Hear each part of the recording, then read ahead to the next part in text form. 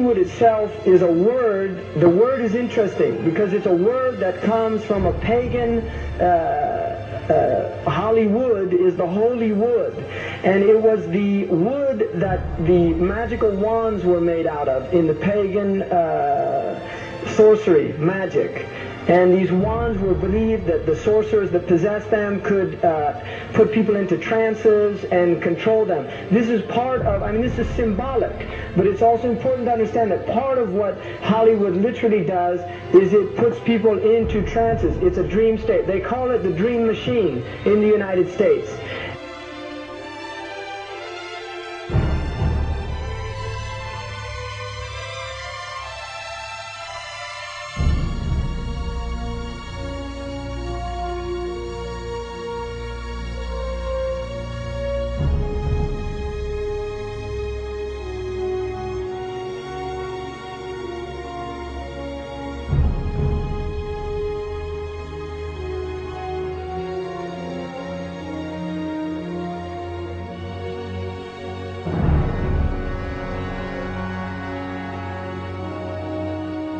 And it creates fantasies for people. It puts people into these things. Now, one of the things is interesting that in the part of what's done in movie theaters, in darkened rooms where people watch television, is literally a trance state that occurs. So what's called suspended state of disbelief. You enter into a state, you suspend your disbelief and enter into a state whereby you begin to believe what you internally realize is imagination.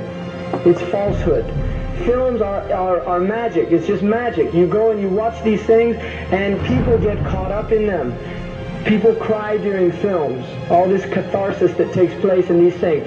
Many of the films, and this is an important element in the control mechanism, is literally allow people to go and have certain type of catharsis as a purging experience, which Aristotle talks about the necessary element. One of the necessary elements of tragedy is to create this cathartic experience.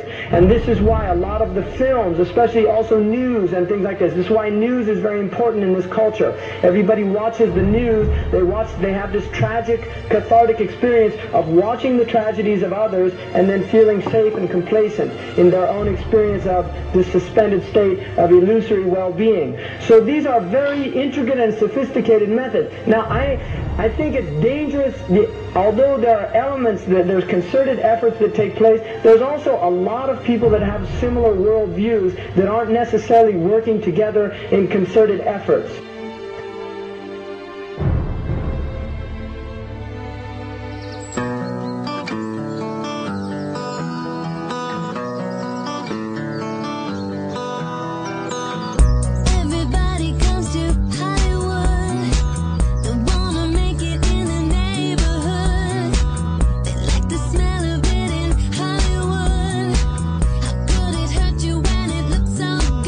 Shine your light now. This time it's got to be good. You get it right now, yeah. 'Cause you're in Hollywood. There's something in the air in Hollywood. The sun is shining like you knew.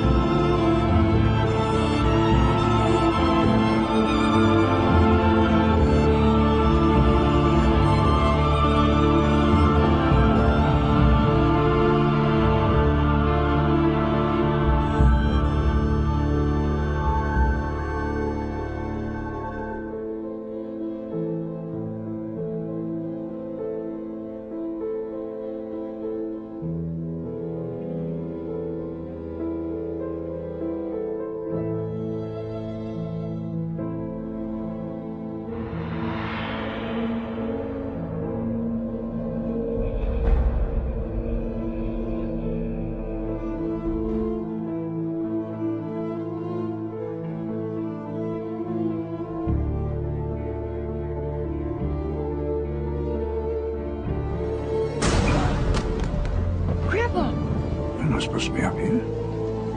Looking at that? I just wanted to know. Yeah. Well, you're old enough, I suppose. You should know the story. Okay, here we go. It was 1832. On a night much like this.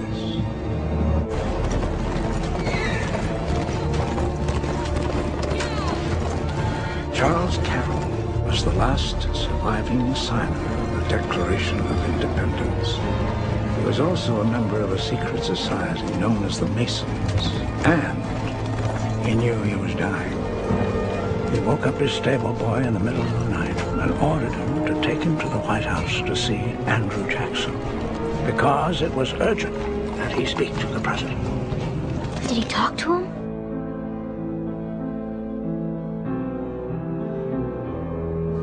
No, he never got the chance. The president wasn't there that night. But Charles Carroll had a secret. So he took into his confidence the one person he could, my grandfather's grandfather, Thomas Gates. What was the secret? A treasure. A treasure beyond all imagining.